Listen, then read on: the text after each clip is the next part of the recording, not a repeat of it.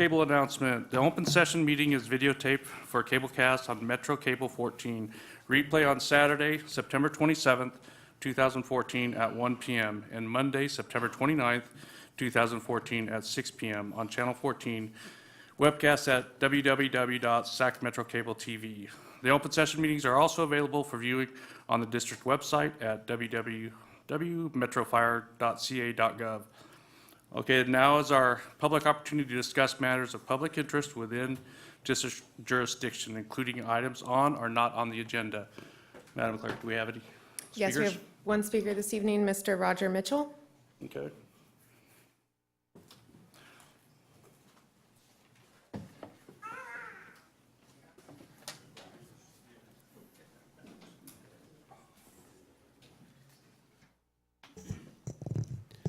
Chairperson Pearson, our director, Director Gary Monk, directors, Chief Hinkie, Chief Wells, and all the participating firefighters here in the audience this evening.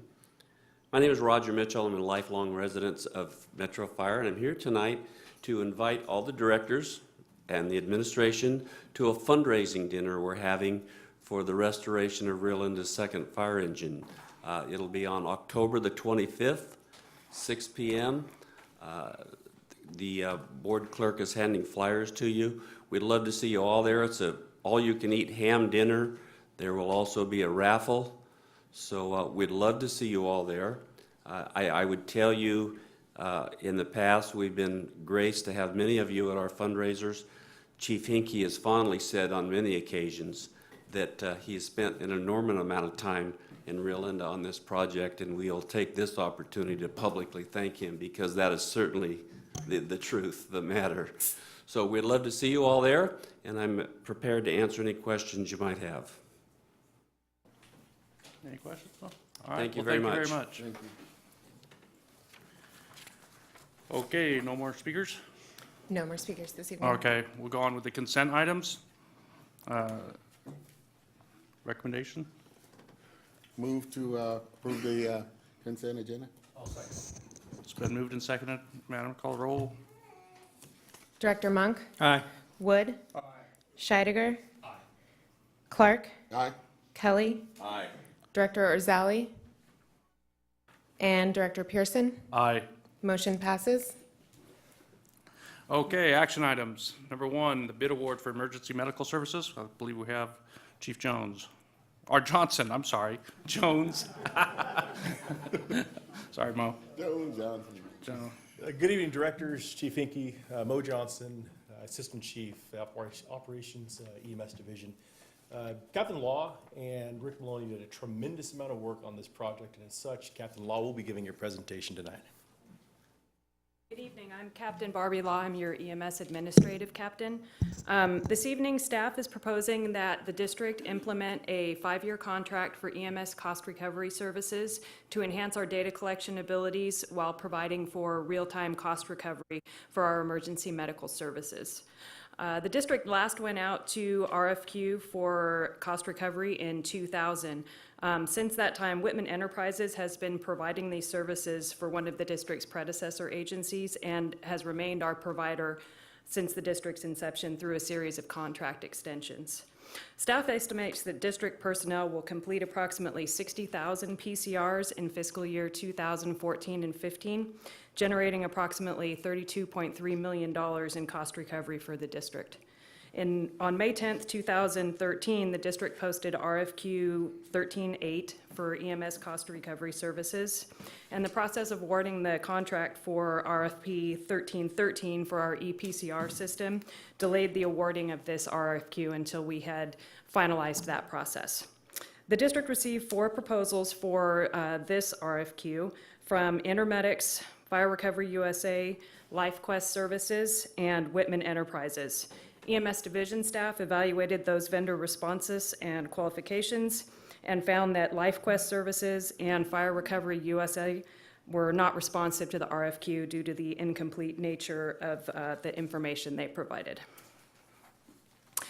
We evaluated the remaining 2 proposals from Intermedics and Whitman and found that despite Intermedics' fee proposal being lower than Whitman's, 3.75% of net collections versus 4% of net collected revenues. Staff surmised that Whitman would actually provide a higher overall collection rate based on an analysis of their Medi-Cal and Medicare billing ratios that were provided and were part of the attachment that the board has this evening.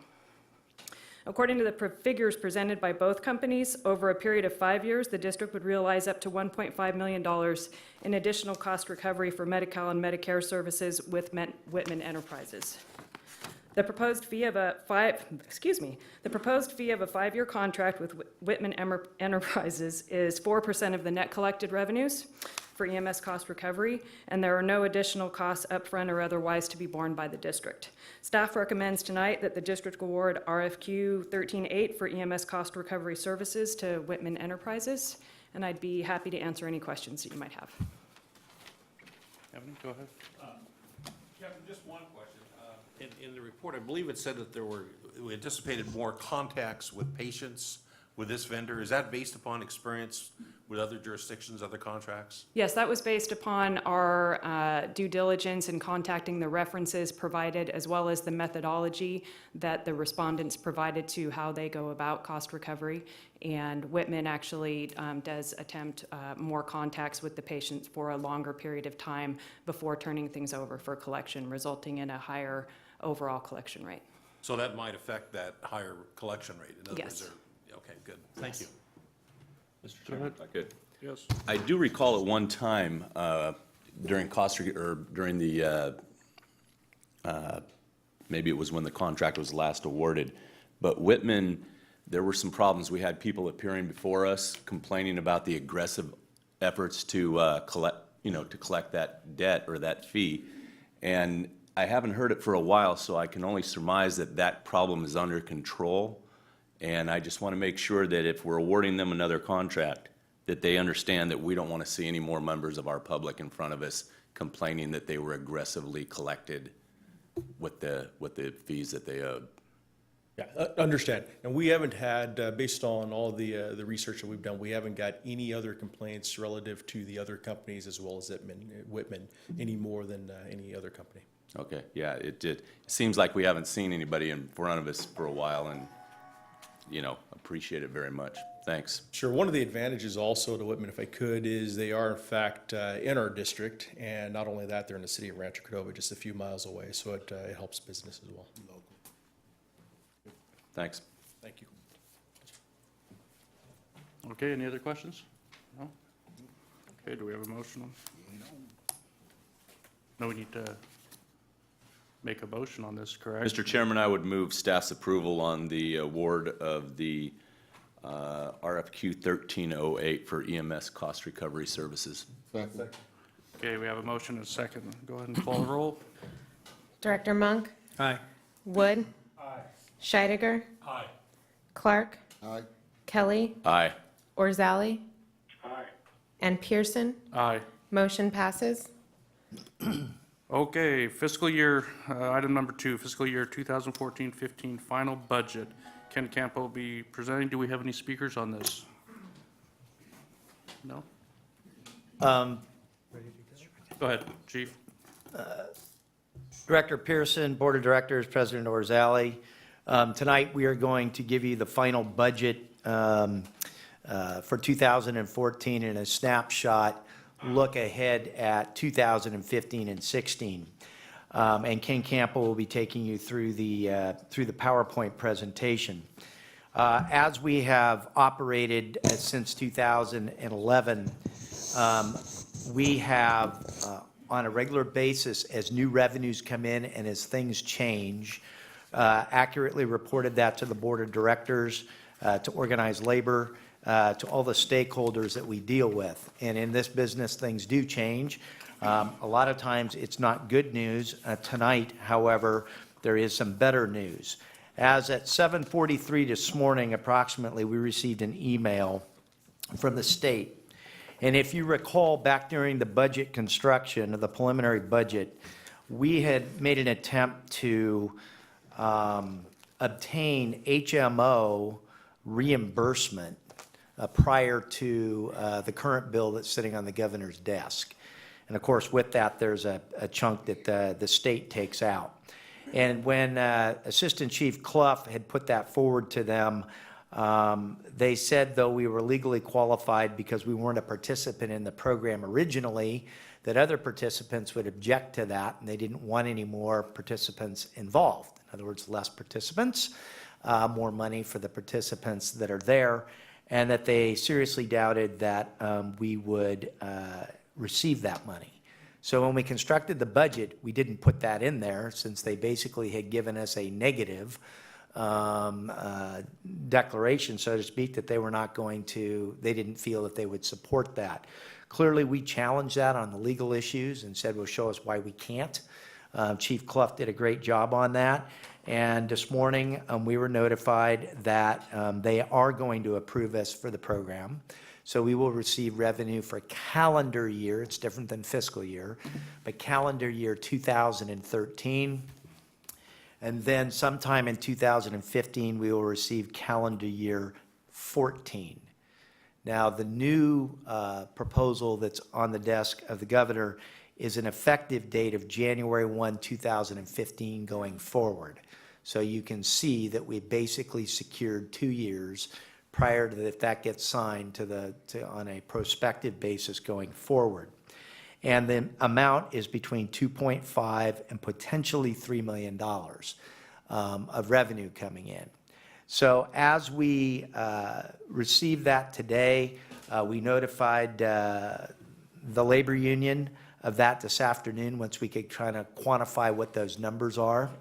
And clearly, as I'm getting ready to depart into retirement, discussion was had in regards to how do we deal with this on a go-forward basis. And as you'll see, when we get done, if we do nothing, we'll end up with about a $500,000 deficit at the end of this fiscal year. So in other words, we don't do the light force, which we'd already decided we weren't going to do. We had enough revenue. Don't reduce a truck to an engine. And we don't convert the 8 ambulances. And at least we take a look at mid-year and see where we're at. So as we prepare and propose the budget to you today, though that is in the budget, and we have to adopt the budget by law tonight, the go-forward implementation of those issues that I just mentioned, the 8 conversions, the light force, and the reduction of a truck company to an engine are not on the table for us, and we will take a look at mid-year and see where we're at. Clearly, as the fire chief and you're the policymakers, when you're dipping into a budget reserve at $500,000, that's what a budget reserve actually is for when you have these types of issues. Our issue was we did not want to dip into a budget reserve of $4 or $5 million, and this definitely changes the picture on a go-forward basis. So with that, I would propose that we let Mr. Campo go ahead and give you guys the rundown on the budget, and then we'd be happy to answer any questions. Director Pearson, members of the board, President Dorzali, it's my pleasure to present the final budget for 2014-15 to you this evening, although this was actually a lot of hard work on the part of the finance staff and the command staff for this district, and I'm here to present that to you. So, and a lot of this you may have seen before during the preliminary budget presentation, but the guiding principles for the 2014-15 budget were to enhance, obviously enhance public service levels to the extent feasible, needed to find a way to keep the safer funded truck companies open, and look for ways to reopen closed companies. Spending was limited to increases just to those mission critical items, vendor cost increases, contractual obligations, and other mandated costs. We tried to use realistic and achievable estimates of both revenue and the cost recovery for EMS. And we wanted to minimize the use of the unassigned reserves because the reserve levels are frankly pretty low for the district right now at about 10%. I think the board's goal is to try and get that up to about 15%.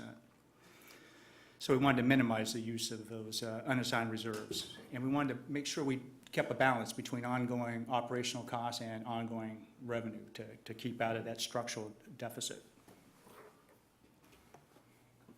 So some of the changes from the preliminary budget to the final budget, is the chief alluded to, we'll be adopting a budget for 2014-15 only. I know the preliminary budget discussion was for a 2-year budget, but there's just a great deal of uncertainty with respect to the property tax recovery, the amount of recovery, is that going to be ongoing at a consistent level? The distributions from the closure of the redevelopment agencies within the county, and how much of that revenue is going to be ongoing versus one time. Obviously, we need to further refine those GEMT cost recovery and the intergovernmental transfers, the IGT, that the chief just alluded to this evening. There's a bill before the governor to be signed that will put the district in a much better position going forward, January 1, 2015, if he does indeed sign that bill. There's obviously labor issues, there's meet and confer issues, there's a successor MOU coming up, and the medic conversions themselves, although those are being, looks like we're going to put those on hold and revisit that at mid-year. We needed time to really evaluate the effectiveness of those medic conversions. And again, the chief mentioned we removed the light force and truck 26 to engine 26 conversions. That added back about $916,000 to the budget in 2014-15. We'll revisit that at mid-year if needed. And we kept the OPEB pre-funding the same as 2013-14 due to some meet and confer issues with labor. That actually lowered costs by about $815,000.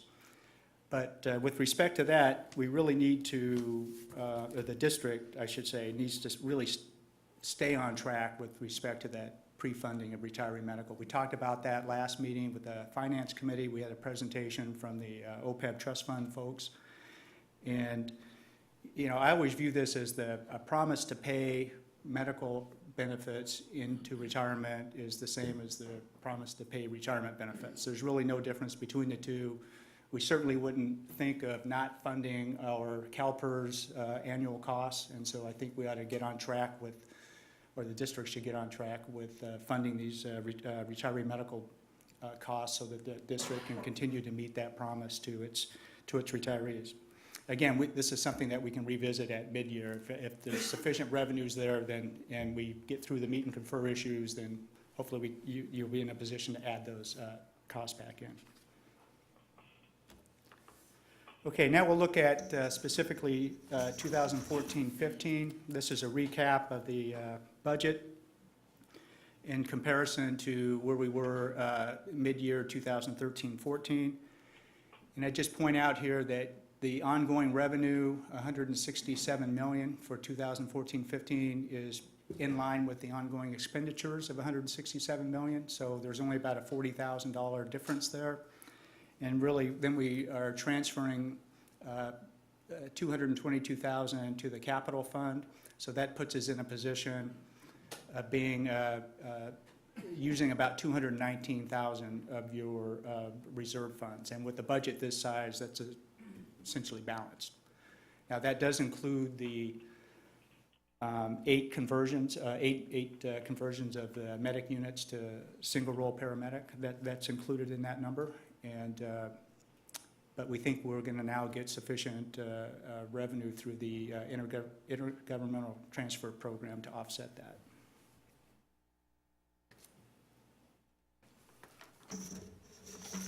So these are the kind of the major changes in operating revenue from 2013-14 to 2014-15. We expect property tax recovery of about $5.5 million. That's an increase of 4.9% over 2013-14. And that's a pretty solid number. That's based on actual property sales for 2013.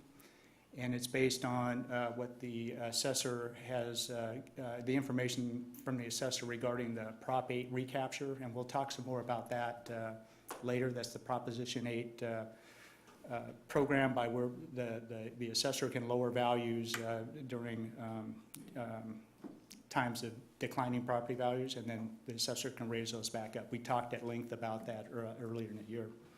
But we'll cover some of that toward the end of the presentation.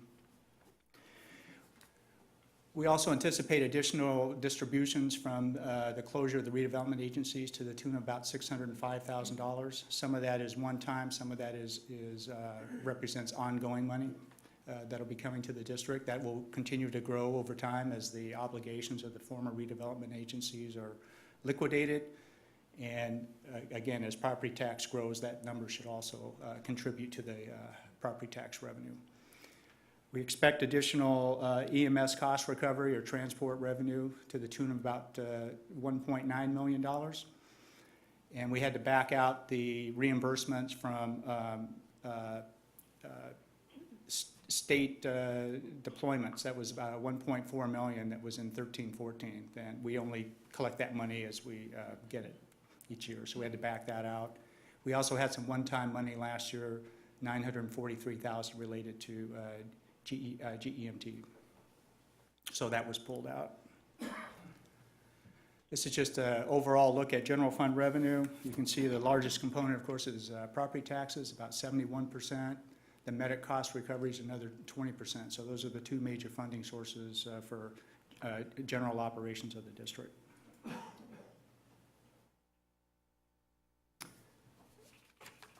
And this is, you saw this chart earlier at the prelim, but this is a historical look at what's been going on with the district going back to 2007, 2008. So we can see the other revenue, which is primarily the medic cost recovery, is the district's been very aggressive in trying to maximize that revenue as the property taxes were declining. Now we can start to see the property tax revenue beginning to come back. Just point out that even where we are projecting in 2014-15 to be $118 million of property tax revenue, if you look back, that's really just even with about 2009-10 year. So we still have a ways to go. If you look at, it's about $10 million less than we collected in 2008, 2009, and about $11 million less than was collected in 2007, 2008. So there's still a ways to go for property tax recovery. Now, while all that was going on with the declining revenues, you can see what was going on with the call volume. It's 31% increase in calls from 2005 to 2013, and I believe, again, we're on track for another increase of about 4,000 calls for 2014, so doesn't look like it's going to be slowing down anytime soon. This is general fund expenditures, just an overview. Labor costs are about 83% of the general fund. Services and supplies, another 14%. So the bulk of the budget is spent on labor and supplies. Now, this isn't to be confused. This 83% shouldn't be confused with the provision in the MOU regarding 85% of renewable revenues. So that's a different matrix, or a different metric, I should say. So the conversion savings for the 8 ambulances changing from firefighter paramedics to single role would have generated about $2.9 million in savings, if you will, that would to be applied toward restoring services. Those closed companies that we had planned on 2 in December and 6 in March. There would have been savings, cost savings about $2.6 million, and additional cost recovery or revenue of about $300,000 for a total of $2.9 million. But now this will be held, I don't think we plan on implementing this, will be held off till at least mid-year, to give us time to evaluate the other revenue that comes in. Excuse me. New positions in the budget for 2014-15. Radio shop communication supervisor, computer systems technician, 2 office technicians, and community risk reduction in the radio shop. That adds about $426,000 to the budget. Other changes were reclass of a battalion chief to an assistant chief. That added $19,000. And the SAFER grant that's funding 2 truck companies expires in May middle of May 2015. So we have to pick up that cost in the general fund for about 1.5 months. So that's translates to about $306,000, or an overall cost of $751,000 we're adding for these positions.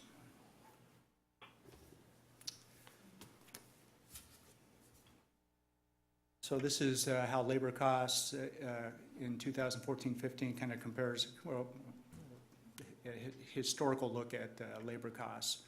I do want to point out that there's a tremendous amount of savings relative to the labor concessions that the district was able to negotiate with its employees over the past several years, and that amounts to about $8.9 million in 2014-15.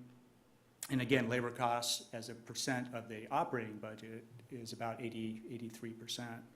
The increase from 2013-14 to 2014-15, it's $135 million to $138 million. It's about 2.5%.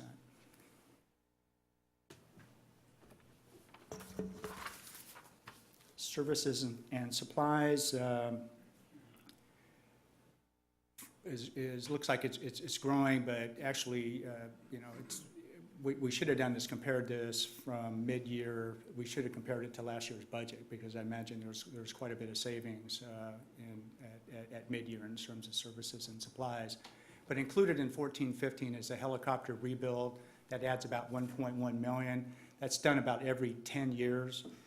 So you know, $100,000 a year for 10 years is probably not bad for that program. And we're adding some communications and CAD equipment for $322,000. That's included in the supplies figure. You can see compared to 15-16, it's flat. And I think that in 15-16, there's increases for the safer truck companies that need to get picked up in the general fund, and the increased EMS activity that we were projecting from the conversion of those medics. Also in the general fund, we have some debt service for equipment leases that paid for technology, fleet, and some EMS purchases. And there's $1.5 million of capital coming out of the general fund. That's $780,000 for vehicles, 4 ambulances, 2 command staff vehicles, and then some scheduled roof replacements and other equipment replacements. Now those are scheduled and will be evaluated whether they actually need to take place or not. So we're not just replacing things because it's on a schedule.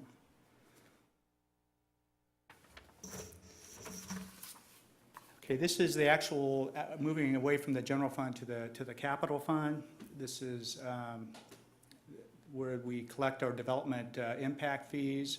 So we're projecting $1.4 million of development fees, and with a transfer from the general fund of $222,000, that'll pay for some leases for apparatus and other vehicles, and a portion of our lease revenue bonds.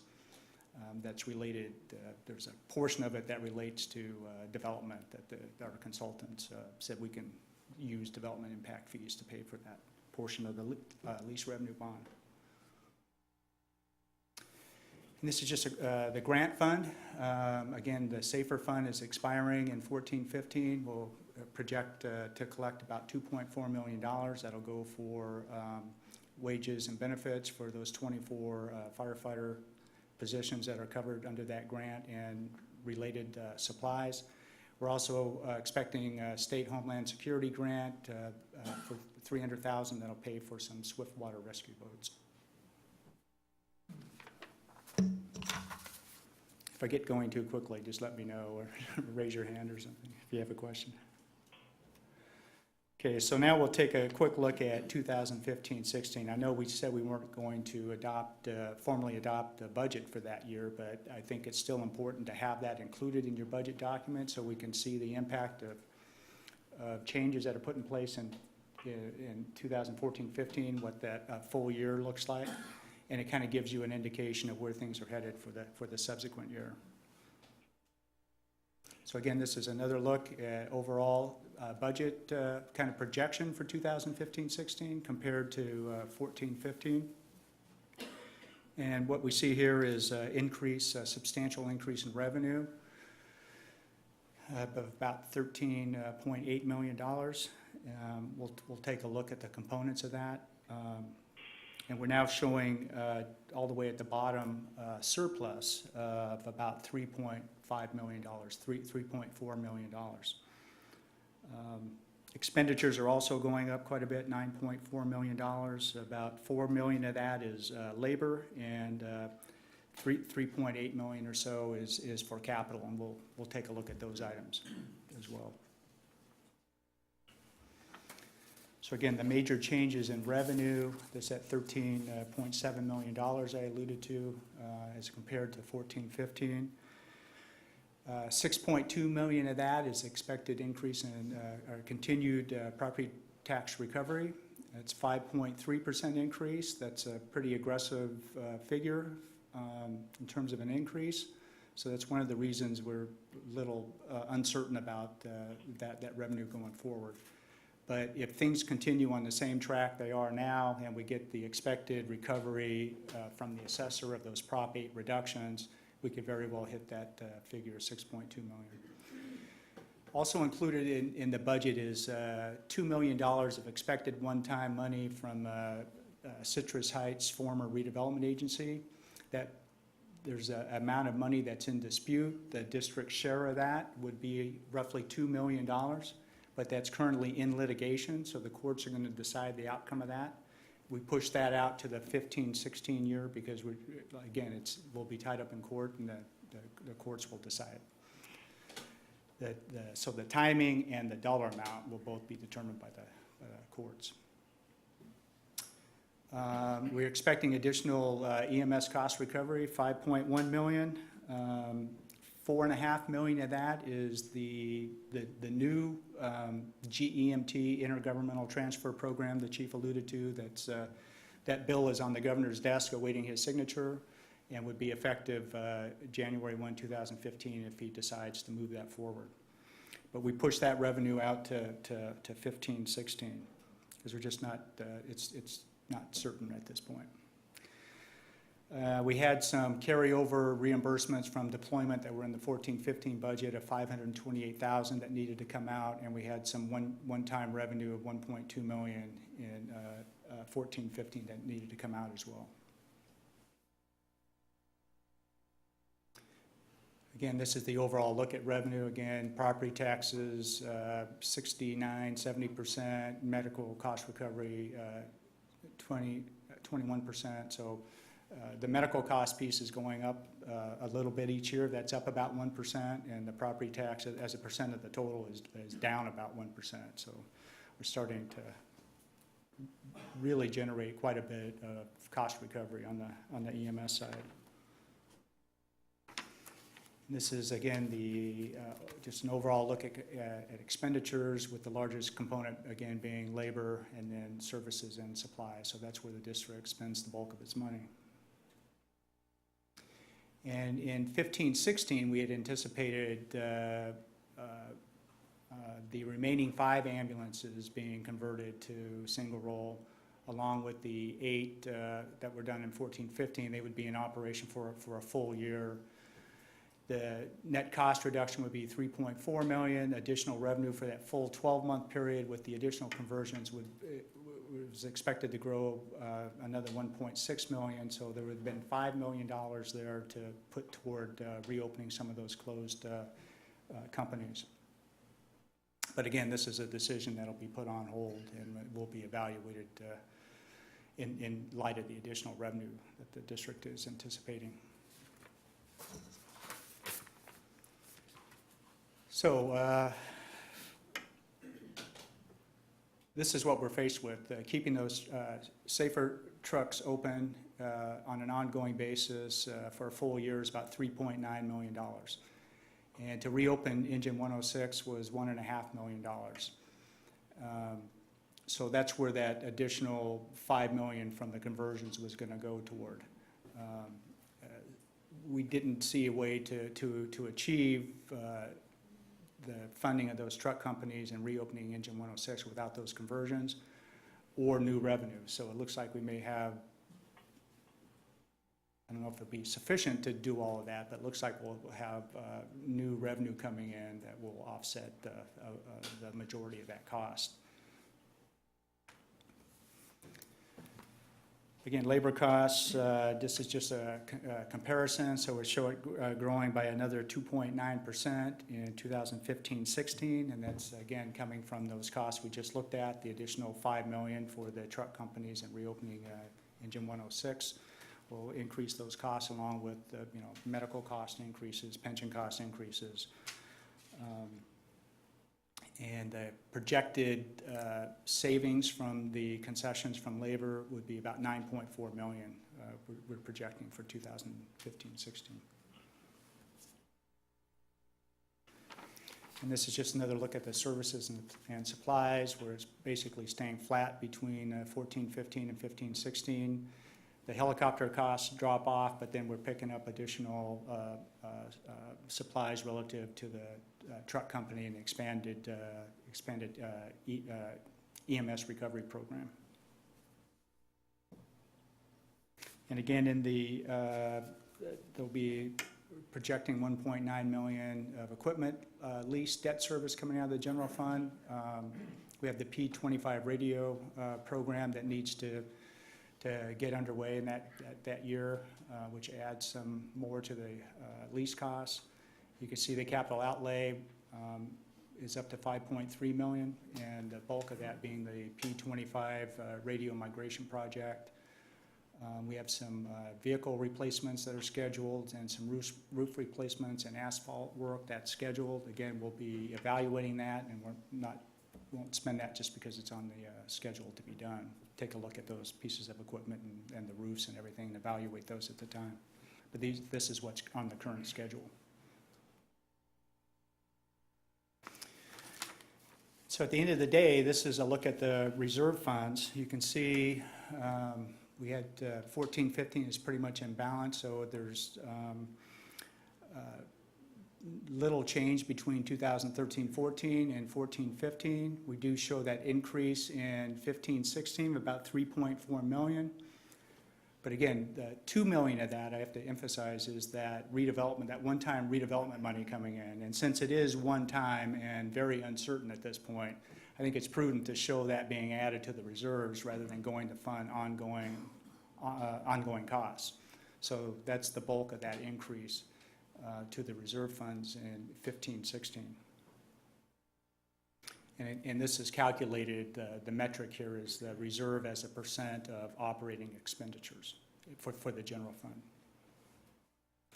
And the note at the bottom, there's an additional $4 million that's been set aside that the district has that every year. That's the equivalent to the self-insured retention for workers' compensation claims. So that's our exposure there, and the district should make sure it has that amount of money set aside each year. And a capital facilities fund for 15-16. Again, we're projecting $1.4 million of development fees, a transfer from the general fund of $700,000 will just offset the equipment lease expenses and the lease revenue bond component with no new projects being proposed for 15-16. And the development impact fees are really, all depends on the level of development activity. That could be much, much higher or much, much lower. Okay, looking ahead to some of the challenges. We're currently projecting a balanced budget for 2015-16, balanced in terms of ongoing spending being funded by ongoing revenues. In the challenges looking ahead, though, we have a lot of deferred building maintenance. We have a lot of stations out there that are aging, that need work. Same with our fleet. We have to plan for quite a bit of apparatus that the district owns and other equipment. And there's a significant amount of development on the horizon, so it's going to be a challenge to meet the service needs of that new development because we are not sure where it's going to take place, to what extent it's going to take place. There's a lot of leapfrog development that goes on within this county that makes it difficult for a fire agency to serve. So that's going to be a challenge. We've done a lot of work on looking at facilities master plan, looking forward on plan development. But again, we don't know where that development is going to occur and at what pace. And I'll be coming back to this board probably in the next couple of months after we've had a chance to fully vet the facilities master plan and the review of capital facilities fees. We'll have some more discussion there. And will the future property tax growth keep pace with the expenditures and the capital outlay requirements? Again, we don't know to what extent or how rapidly that development is going to take place. So here's kind of a look back at the assessed valuation of property within the district. We covered this back with the benefit assessment district. We looked at a lot of these numbers. You can see the height of the market was, or the height of the value here was 2008, 2009, and we've been declining all the way through 12, 13, and then 2013, 14, we start to see some of that property values coming back, and these are in billions of dollars. So this is what we were talking about earlier with respect to the Proposition 8 reductions that the assessor was applying. You can see starting in 2008, he started reducing values. And at one point, it was all the way up to about $9 billion. And just for reference, each $1 billion of assessed valuation translates to a roughly $2.2 million of ongoing property tax revenue. So that was a loss of, $18, $19 million a year of property tax revenue, just from these Prop 8 reductions. The green bar there in 2012 is where the assessor is starting to recapture some value. The red box at the bottom is where we've lost value. So properties were either sold or otherwise transferred. And in California, when you transfer a property, that resets the assessed valuation under Proposition 13. So once those properties are transferred, that new value is locked in, and you've lost the ability for the assessor to bring those values back and recapture. So our consultants we work with keep a very close watch on these things. So just for reference, 2013-14, there's that $18 million that was sitting there as potential recapture. We're bringing some of that value back. The assessor's bringing some of that back in 2014-15. And remember, we were showing a $5.5 million a year increase in property tax revenue for the 2014-15 year. Part of it was this recapture, and the other part was growth in sales of property. We're projecting that number to drop down to just under $10 million in 2015-16 of potential recapture. Again, some of that will be, the assessor will bring back some of that value. Others will just be lost because properties have transferred and locked in at the lower level. But that's the potential that's out there. So that's $9–10 million of ongoing property tax revenue that we could recapture.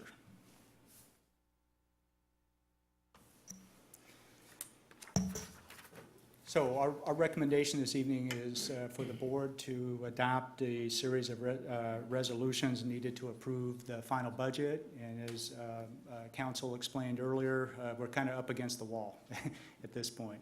The budget needs to be adopted by, at the latest, no later than October 1st. And with that, I'd be glad to answer any questions. Okay, thank you. Are there any questions from the board? Oh, I had one. okay, go ahead. Ken, on the issue of OPEB, as I understand, in 14-15, we're reducing that by 815,000, is that? Correct. OPEB is important.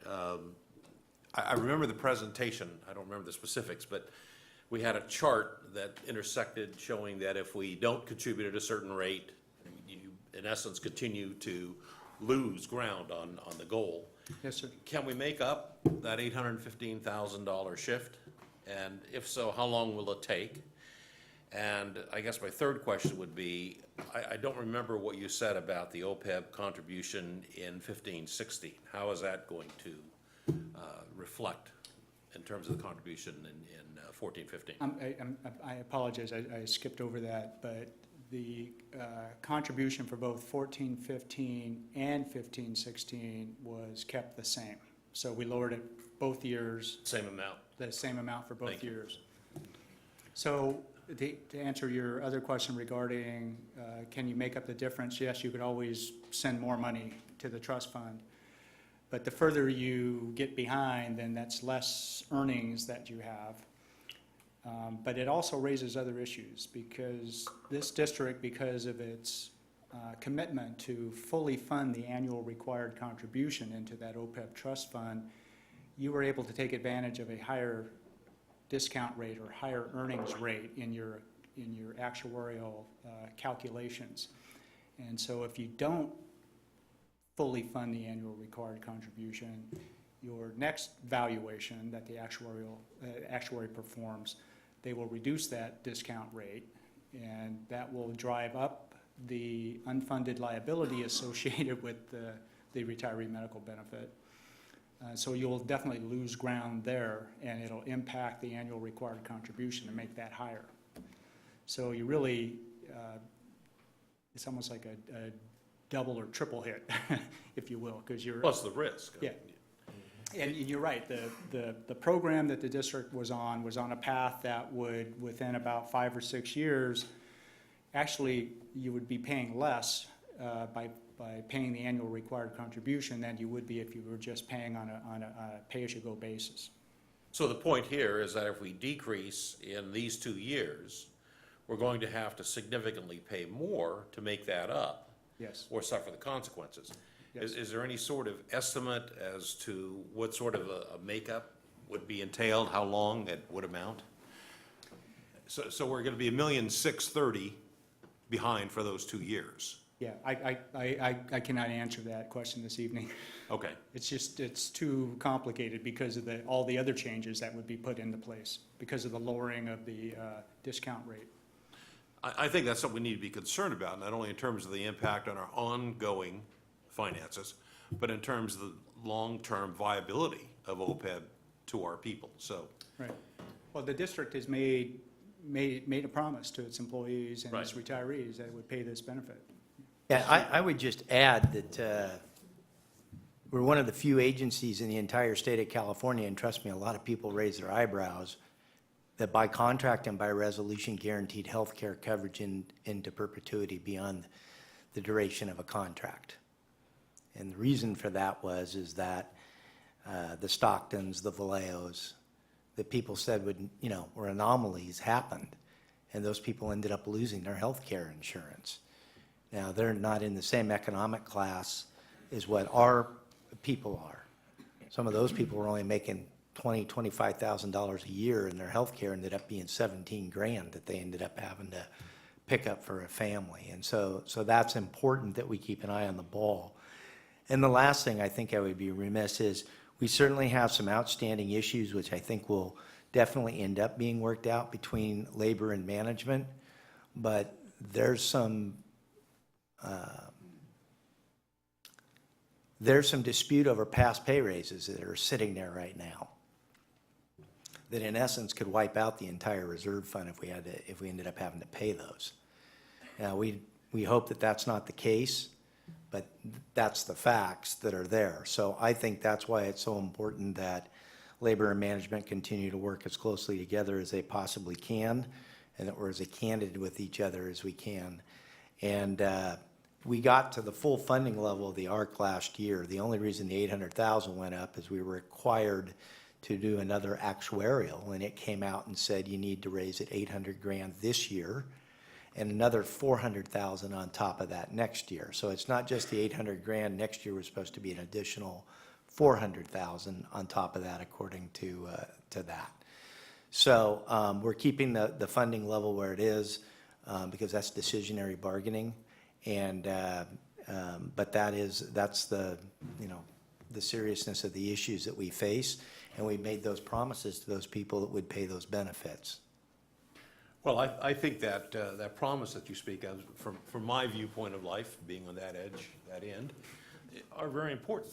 And I think it's important that while we do meet our current ongoing obligations, that we keep an eye toward meeting that obligation long-term. Thank you. I had a couple questions here. First, just to help the public, I think, because they didn't get the whole packet, we had time to review it and may know it a little better, but we have a $13.7 million roughly increase in our budget, right?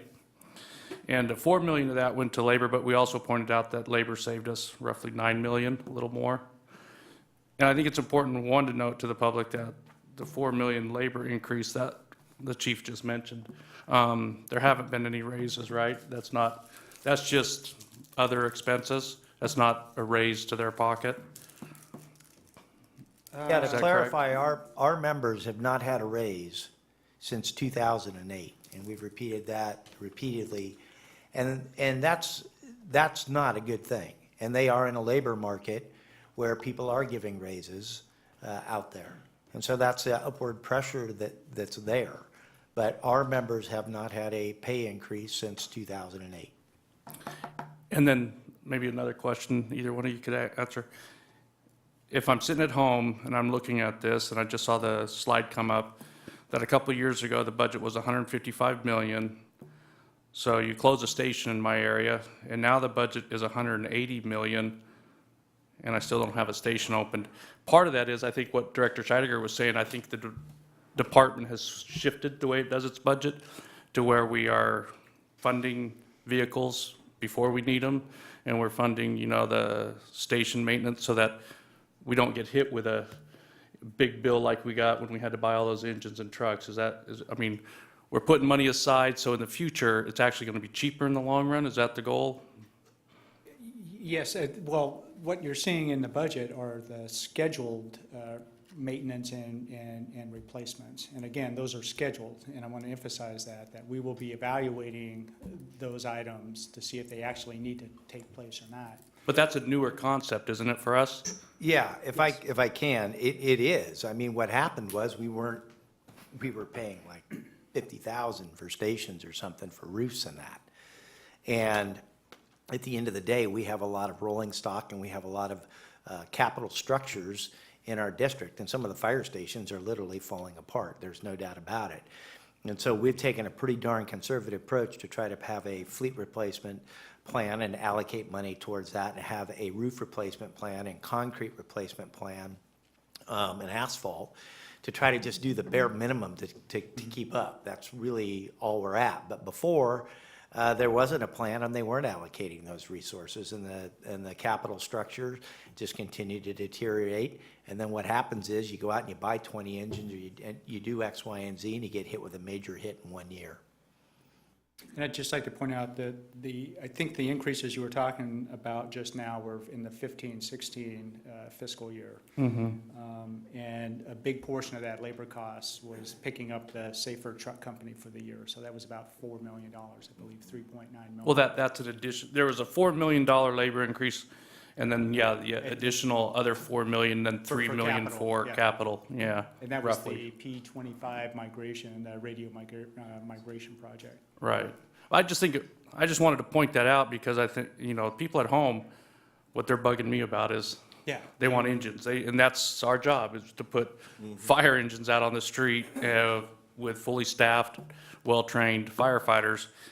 And when I see an increase of $25 million over a couple of years, and we are increasing in a way because we have to cover the Safer Grant money. Right. So, that is coming out of our budget, and we are trying to open up one station, and I know that's the goal of the staff. I know that's the goal of the labor, and they've worked hard to help with us. So I just wanted to point that out, that we are working towards that. And we're also working to have a stable budget to where we don't have these up and downs where we have to close or brown out stations and things like this. And I would add, when I first got here, if you watched that one slide, we were so heavily dependent on property tax, which we still are heavily, that's a majority of what we get. But if you look at the EMS revenue, we've exploded that from, I believe we were around 12 or 13 million a year in around 2009, something like that, 2010.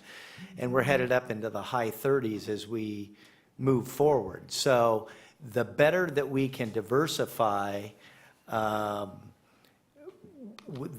better that we can diversify our revenues coming in so that we're not so much dependent on property tax, the next time, and there will be a next time, we are not just going to continue to go like this. I mean, all of us that have been around long enough have seen the cycles. It's better if we're more diversified, and as cities, they get sales tax, they get property tax, they get transient occupancy tax. As an independent district, we get property tax and we get cost recovery. And so the board has been extremely aggressive in trying to develop that and get to that point. Any other questions? Yes. I got a question. Thanks so much, Ken, for everything. The one comment, or one thing I wanted to know, you had in your 15-16 slide where you talked about the funding the SAFER grants and reopening 106 in 15-16. You had 5.1 million in additional EMS cost recovery. Is that one time based on this past monies that we've just announced we're going to get, or is that an ongoing recovery amount? That's expected to be ongoing. And is there any reason, this is a separate question, is there any reason why the 2 million from the Citrus Heights Redevelopment Agency, assuming we do get that in the next year, doesn't go to take care of this ARC, which I think is a crucial funding to make sure we can meet that promise versus going into reserves? It could be used for that, but again, it's one time, so you'd have to come up with something different the next year, but yeah. But it could- won't get us farther behind. Correct, yes. I would just say, you're hitting on something is, if we keep on these issues, and the board knows this, kicking the can down the road, the problem is it grows exponentially. And all of us would like to think that, well, you know what, if we just don't pay this or we don't pay that this year, that'll get us through this year.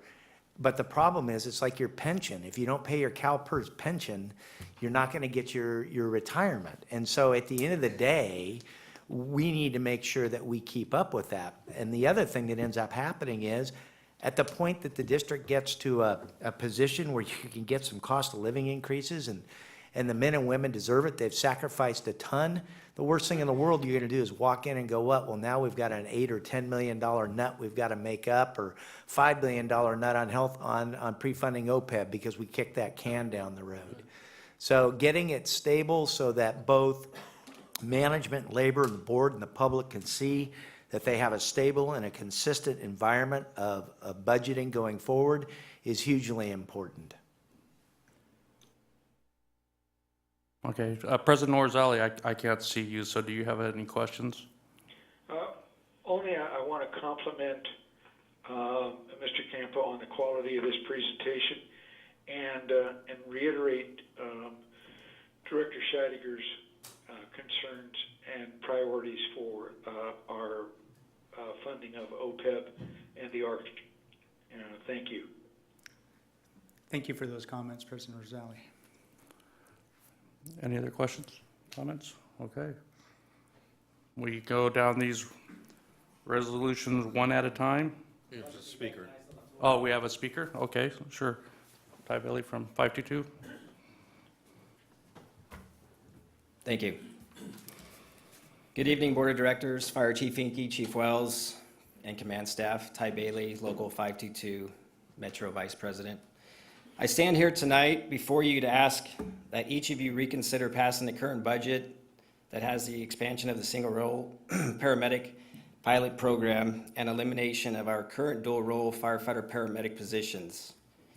We have worked extremely hard over the past 8 years, giving considerable concessions by our employees to prevent unsafe working conditions, as well as the safety of our communities that we protect on a daily basis. Little history that you discussed earlier, and I know I've seen each board member discuss the concessions we've taken over the last 8 years. During the district's financial crisis created by one of the greatest recessions of all times, our members stepped up each and every time they were asked to do so. During closed contracts, we gave concessions of the following: wage freezes, which were stated tonight since 2008, reducing how overtime was calculated from overall compensation to base salary.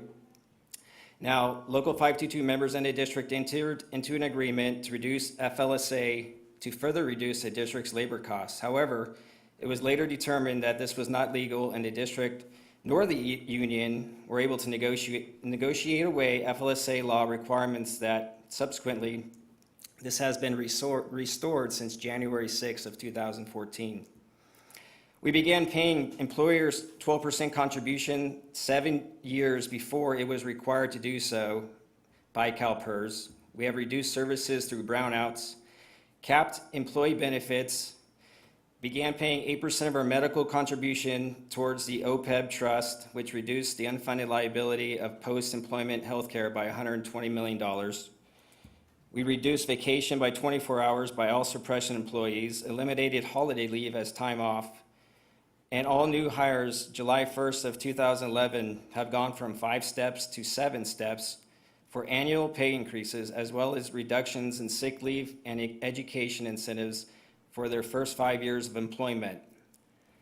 All new hires also hired after January 1st, 2013 are under the new PEPRA, which we haven't had a reduction yet, but there will be a significant reduction in the cost from CalPERS.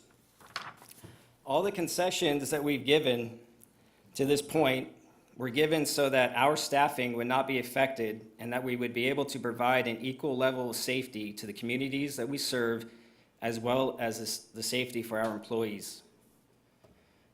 The Local 522 membership has sacrificed a lot to get this district into the state of fiscal stability, and we feel that we have done our part over the last 8 years. We have become the financial reserves of this fire district.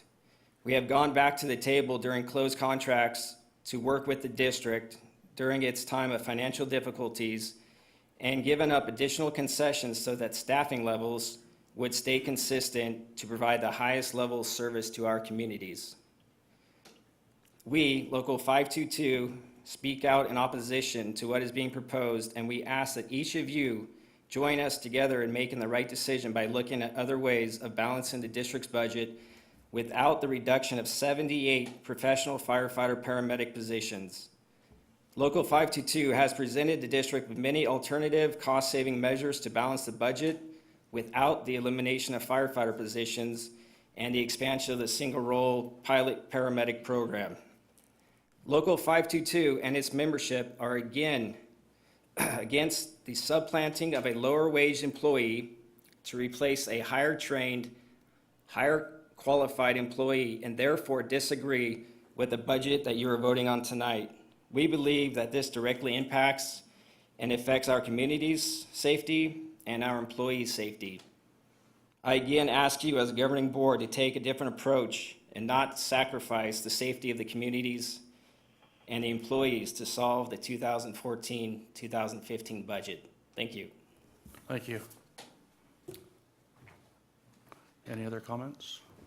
Questions? No? Would you like? Well, as I said in the beginning, with the unexpected injection of the 2.5 to potentially $3 million of revenue coming in, we are not going to implement, at least at this time, any of those cuts. And so I think the board needs to know that. It's on the record. We'll reevaluate it mid-year and take a look at where we're at, and then move forward from there. So although I would disagree with the categorization of endangering the firefighters or citizen safety, respectfully, the fact of the matter is we're not going to have to do a light force. We're not going to reduce a truck and an engine. And we're not going to be converting those ambulances. So at the end of the day, by law, we have to have a budget, and you have to have flexibility to look at things at mid-year, and we have the final budget in front of you, and the administration recommends adoption. I just wanted to add that since June, since we've been meeting, one of the things we asked to be considered is that because it is a budget and things fluctuate throughout the year, to reconsider the redeployment of the single role paramedic program until mid-year, because we knew that there could possibly be money coming in throughout this fiscal year that could change the budget. So, thank you. Thank you. Just for the record, Chief, if you could address something, I want to know if it's hyperbole, if there's any fact to it. Statement that there's 72 firefighter positions being eliminated. Is there any plan, even assuming that the provisions that are objected to are adopted or implemented, I should say, would 72 firefighters or any firefighters be getting pink slips? No. Then can you just explain that, please? Well, I don't know. I can't project the future on the economy, as some people apparently were able to do over the last several months. And I really don't want to get into the nature of the discussions, but the reality is that this administration has consistently said that we would want to transition, if we dropped medics off of, firefighter medics off of ambulances, to use that revenue to reopen engine companies and truck companies in the district. And we have consistently said we were willing to recommend that to this board of directors and put it in a contract in writing, guaranteeing the reopening of those companies. Now, do I think that we could do that in a year or 2 years or overnight? No, but I do think as you watch the revenue, and if we're not somewhere down the road forced to pay 8% retroactive raises and deplete a reserve fund, could we get there? Yeah, I think between good discussions with labor and that, we could. I think the differential is that we're willing to put that down in writing and recommend it and move it forward, but we never got to cross that. But there are no intentions of laying one single firefighter off. There will be no impact when you dial 911. You will get the same response and the same amount of personnel today as you did yesterday, as you will next week. And so I would say it's a little bit of hyperbole in regards to that happening, and the public needs to know that. Now, we have our respected differences, and I absolutely respect labor's perspective on things. But from our perspective, that is the factual answer, sir. I appreciate that, Chief. I just wanted the public to understand And that position. you good? No, thank you. I have a question maybe for legal here. Although we have stated, and the chief has been very clear, and I believe that the chief taking over from him agrees with that assumption, that we are not going to do the transfer of the single role paramedic and increasing. But in the budget that we are voting for, it gives us the ability to do that, right? And we could do that if we want to. We don't have to honor anything that we are saying here, right? I mean, legally. Well, that's kind of a broad question. It is. But broad guide. let me just answer it hopefully more specifically to get at what I think you're asking. And that is, if you approve this budget that takes into account the single role paramedic issues, that is just your final budget that you're projecting for the fiscal year that you're voting upon. That does not prevent the district thereafter from totally abandoning the single role paramedic program or modifying it in some way or amending the budget mid-year in some way to reflect those kinds of changes. But it also allows us the ability to keep it as is, right? Yes. What I would say, though, is that this administration would have to come back at mid-year, which is what we said we would do, and make a policy proposal to you, the board of directors, who set policy. We just can't go, we're going to go do this tomorrow. I'm clearly sitting there saying we're not, and this will be an issue that's back in front of the board of directors, irrespective of what the budget is passed. There's plenty of time that we pass budgets every year, and we end up and have to come back and ask for policy decisions depending on what happens on mid-year. So in my opinion, you passing the budget, us going on record saying we're not doing anything till mid-year, you're going to revisit this. You're just setting the final budget framework. Okay, thank you. That helps. We'll wait until Director Clark gets back. He's momentarily detained. And just a- Meanwhile, Director just- Scheidegger was going to entertain us with a song and dance. No? At my age, if you want to dance, you're in trouble. You gonna be need real 5. slow. Or you got 7, actually, with Director Orzali. Count 5, and there's 6 on the. Orzali. If you need to use it. Okay. All right, let's go ahead and we'll call for, if somebody makes a motion, we need. Chairman, Yes. I would move approval of Resolution 2014-2015, final budget for General Operating Fund 212A. Second. Okay, it's been motioned and seconded. Go ahead and call the roll. Director Monk? Aye. Wood? Aye. Scheidegger? Aye. Clark is absent. Kelly? Aye. Mr. Chairman, Sorry, Orzali? Director Orzali? Director Orzali? I'm sorry, I didn't hear that. I vote aye. And Director Pearson? No. Motion passes. all right, Mr. Chairman, I would move Resolution 2014-2015, final budget for Capital Facilities Fund 212D. Second. Okay, it's been motioned and seconded. Madam Clerk, go ahead and call the roll. Director Monk? Aye. Wood? Aye. Scheidegger? Aye. Clark? Aye. Aye. Orzali? Aye. And Pearson? Aye. Motion passes. Mr. Chairman, I would move Resolution 2014-2015, final budget for Pension Obligation Bonds Fund 212E. Second.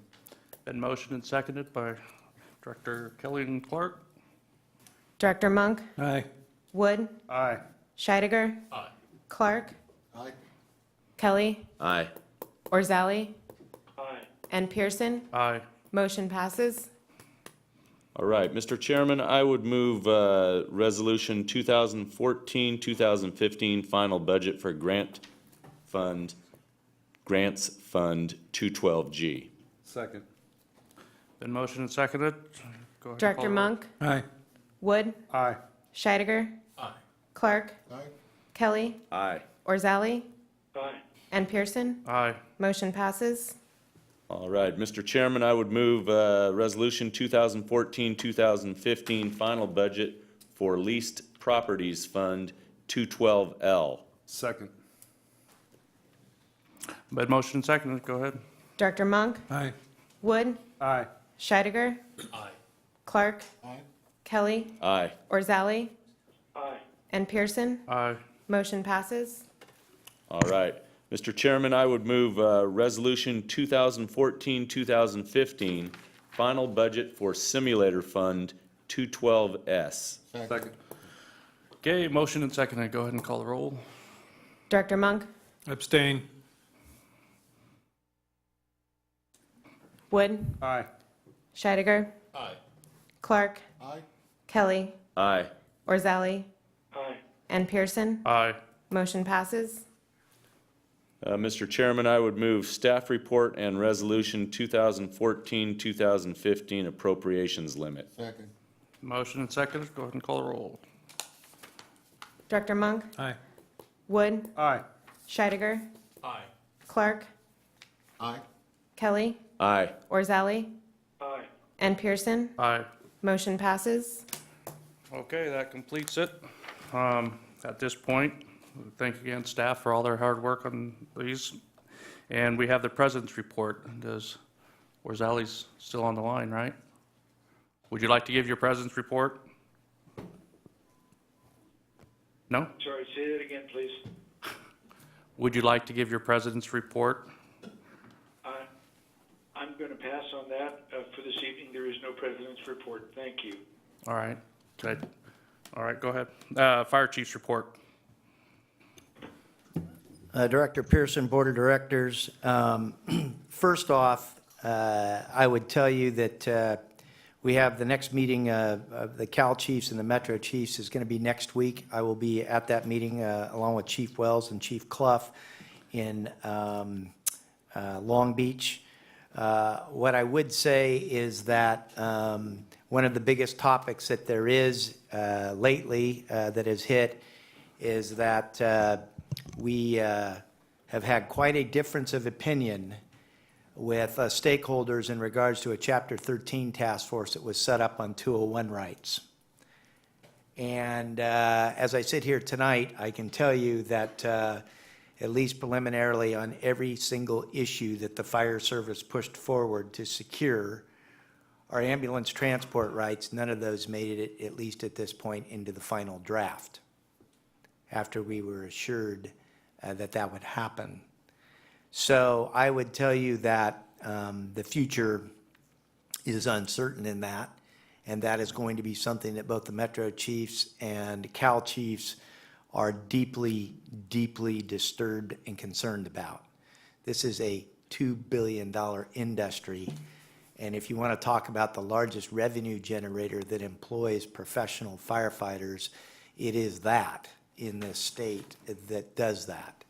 So we are extremely concerned, we are extremely tuned in, and clearly we've had our supporters. The League of Cities has been right there with us, fighting away at this. Whether we are able to get stuff in or not, as the Undersecretary said to us, well, in negotiations, you don't get everything you want. You know, everybody walks away a little upset. And I equated that to something that they probably told the American Indian at one point. We are getting nothing. That is not what I call a negotiations for the betterment of the fire service, so we will stay on top of that. I also attended the IFF Fallen Firefighter Memorial in Colorado Springs. Hats off to the pipes and drums of the Sacramento area firefighters. They did a tremendous job in CPF as usual.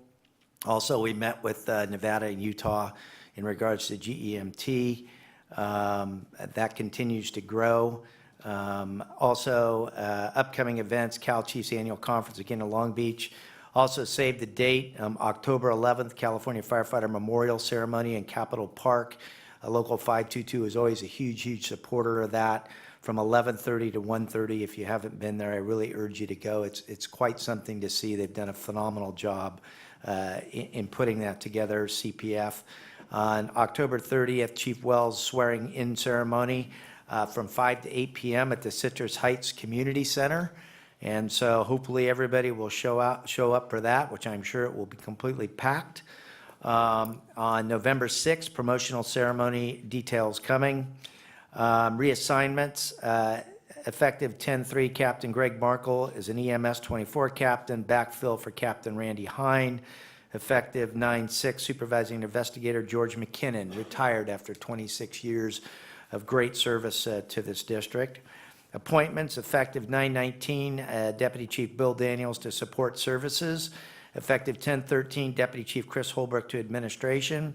And effective 10/13, Deputy Chief Darren Taylor to operations. And what I would say is that over the last couple weeks since you made your selection as fire chief of Mark Wells to be my successor, I certainly have stepped back, and he has done a phenomenal job, and a lot of the hard work that you see being done here is really being done by him.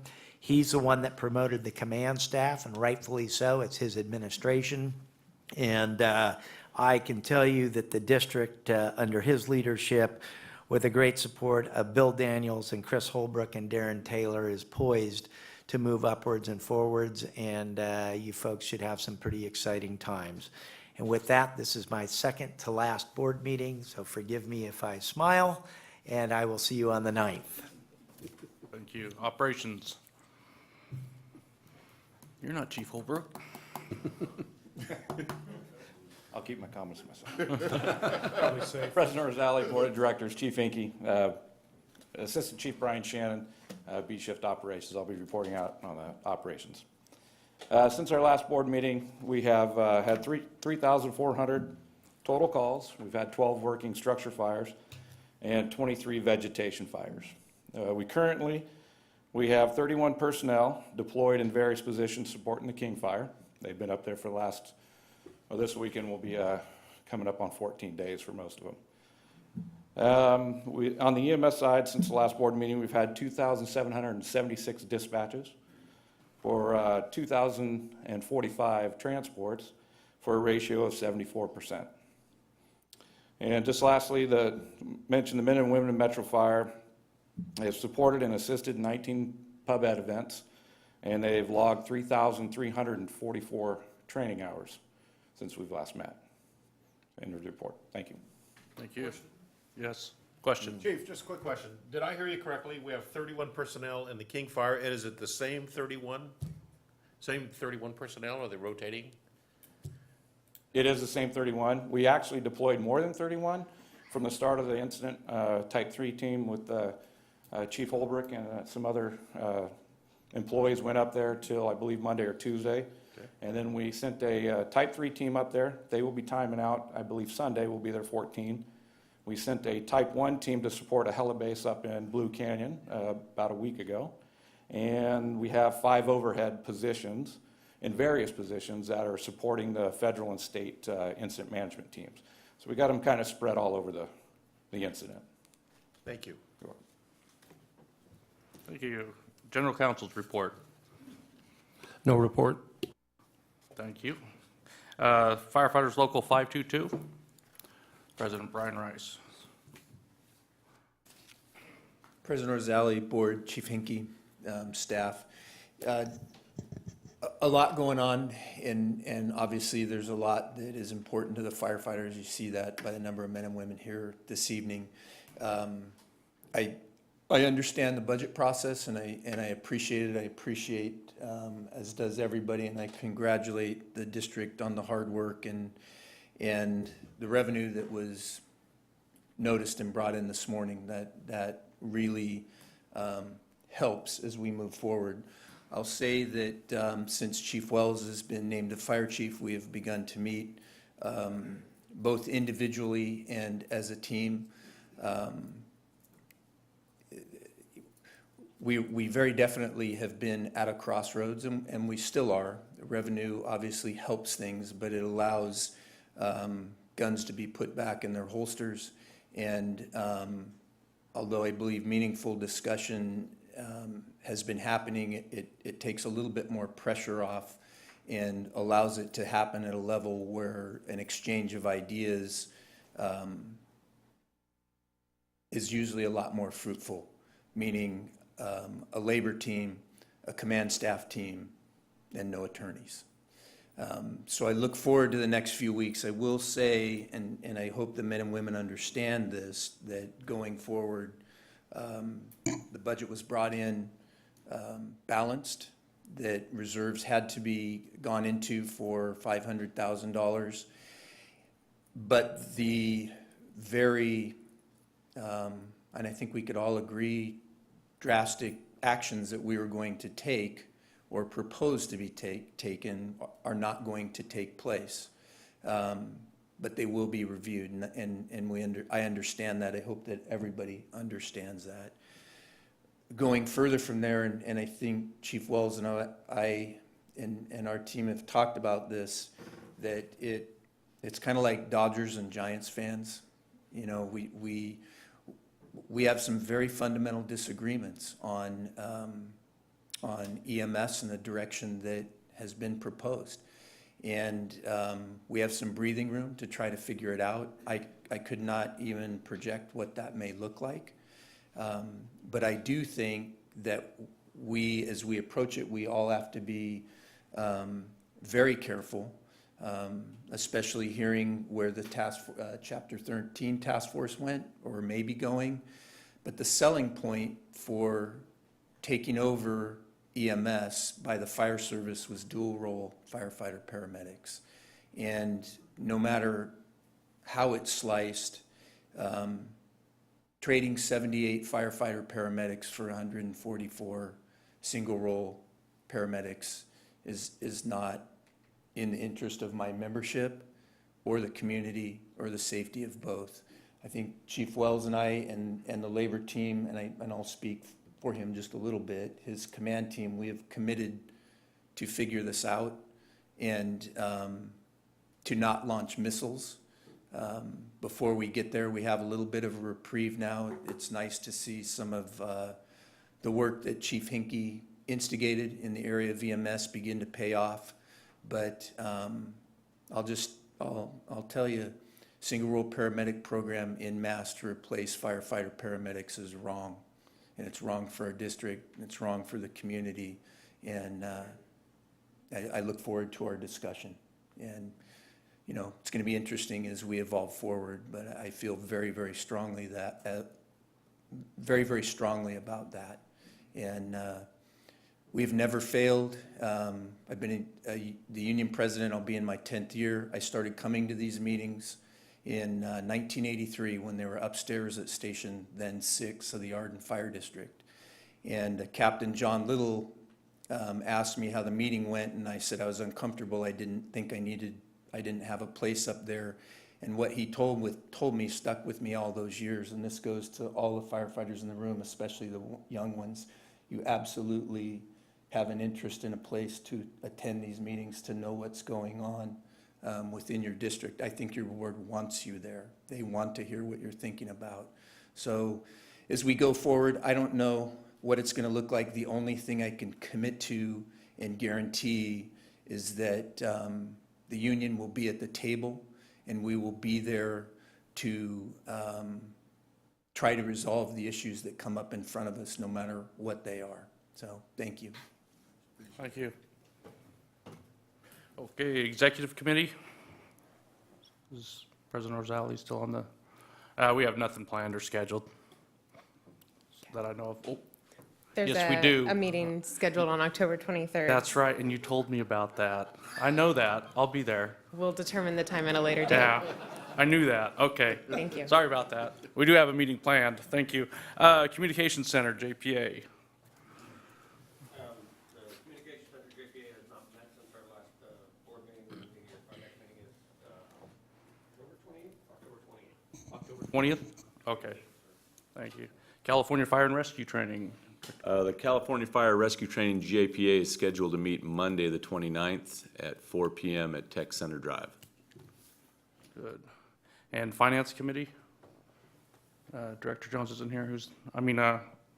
Yeah, she's not here, so who's next? The Finance Committee has not met since our last meeting. We'll wait till next week. Next Excuse me, next month. Next month, okay, Thursday, October 9th? Yes. Okay. Policy Committee, that's me. We have not met since our last meeting, and we have no meeting planned, right? I'm right on that one. All right, I knew that. Okay, board member questions, discussions. Start with Director Gould there. I'm not Gould. Just go ahead. Speaking for Director Gould, I'll have to wait until Orzali's here, so I'll know what to say. I appreciate all the firefighters showing up tonight, showing their support, showing their interest. The budget each year gets tougher and tougher. And like I've said before, we all have to work together to try and find ways to muddle through the process so everybody has a share in it and has ownership in part of it. It's not easy. It's not going to be easy for the next couple of years.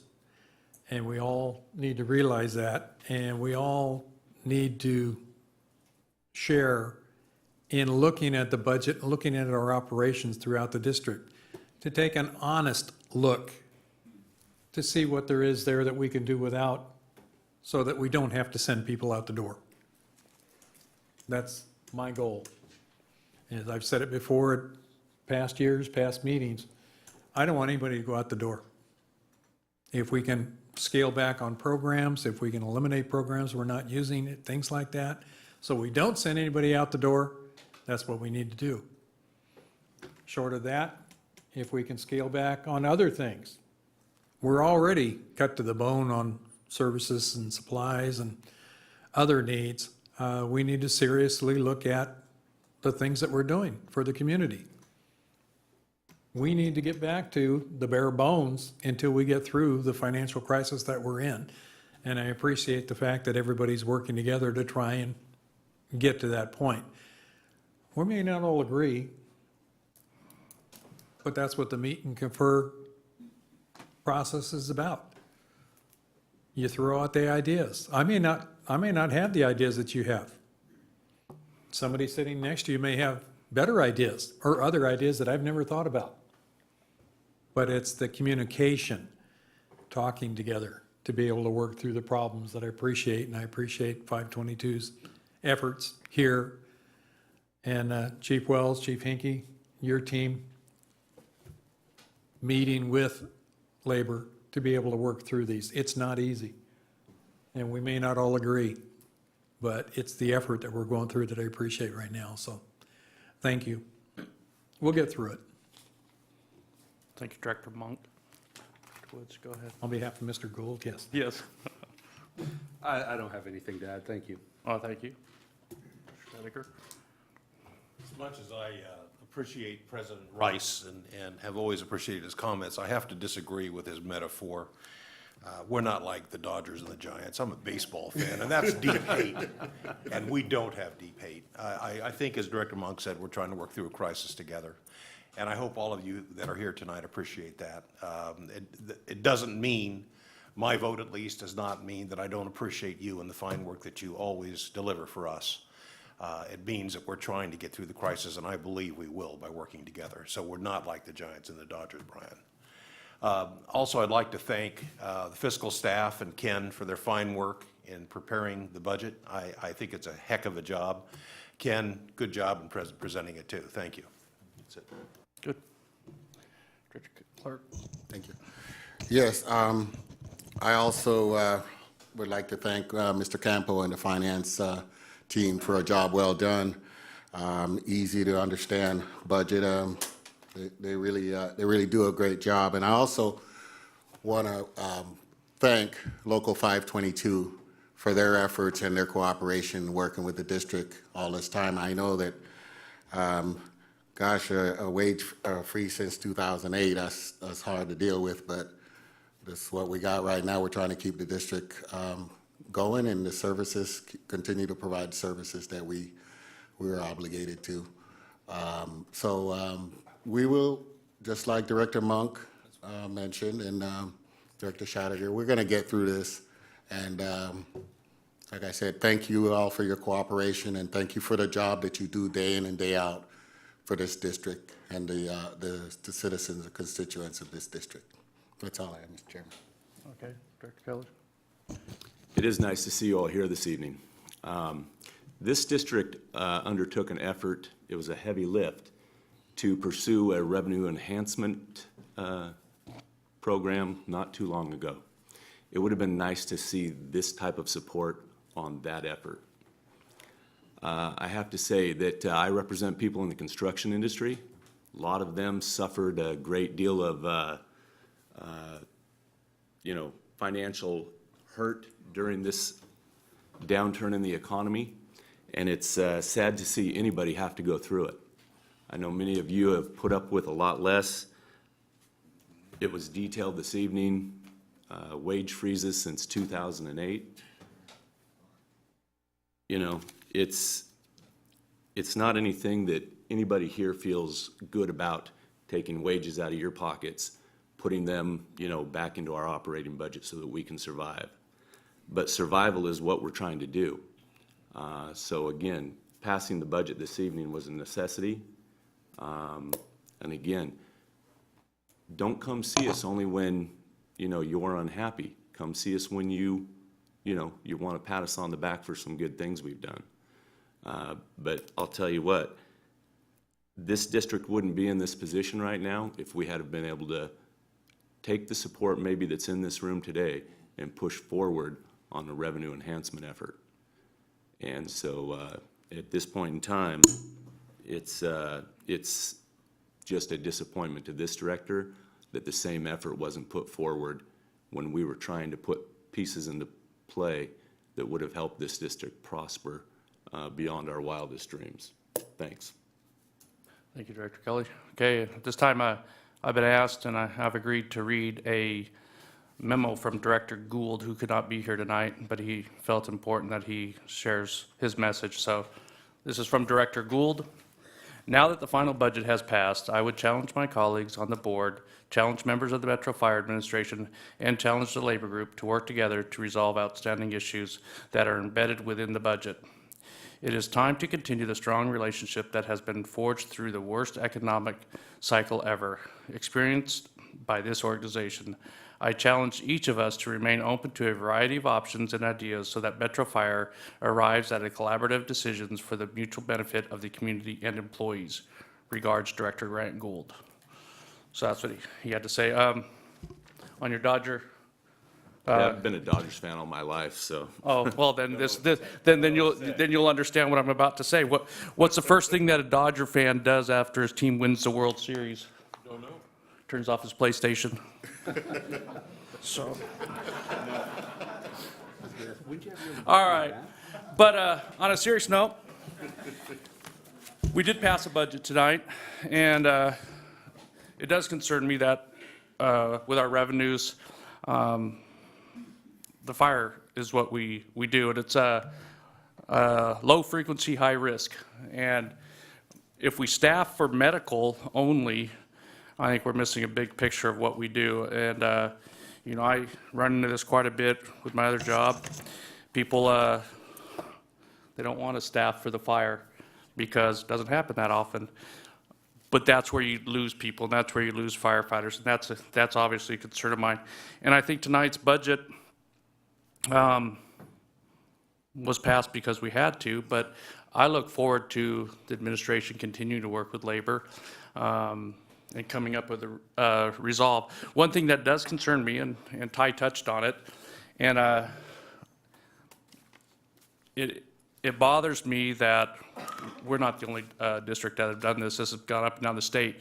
They've used the labor organizations as their revenue fund. And I personally, and I think the whole board has, taken steps to where we're going to quit doing that by increasing the OPEB, by putting money away for engines, by putting money away for facilities. That is part of the budget, and it does mean that we have less to give to the employees right now, but in the future, it makes a consistent revenue source that we can have a balanced budget. I hate going back to the labor group every time we have a shortcoming in our revenue and saying, you need to give me more money, you need to give me more money. I want to give them what they deserve. They haven't gotten a raise in many years, but that's because we haven't had the money to. I mean, we're not going to go bankrupt either. I mean, we have to be fiscally responsible, which I think this board has done, but I think in the future, and I think that's what we've done tonight, is set us up to where we won't have those issues anymore. And that would be my goal, is that we have a budget that is balanced and we don't have to keep going back and asking for more. That's why I supported the pension obligation fund budget, because I made a promise that I'm going to pay retiring medical, and I intend on keeping that promise. And I don't want to not have the money to do that.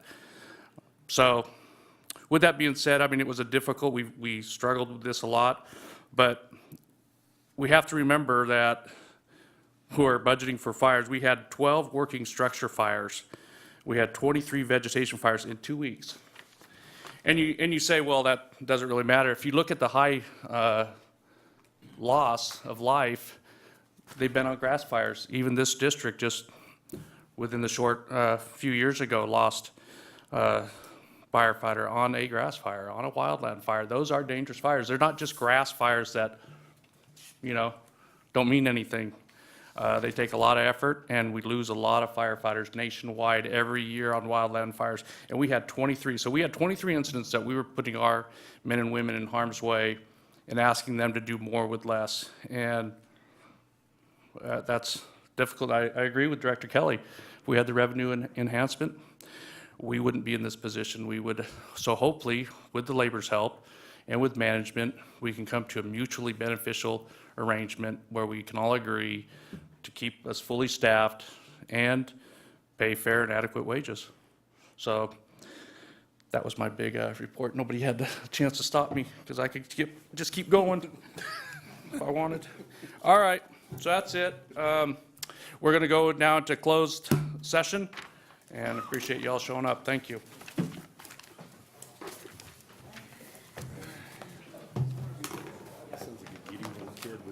you.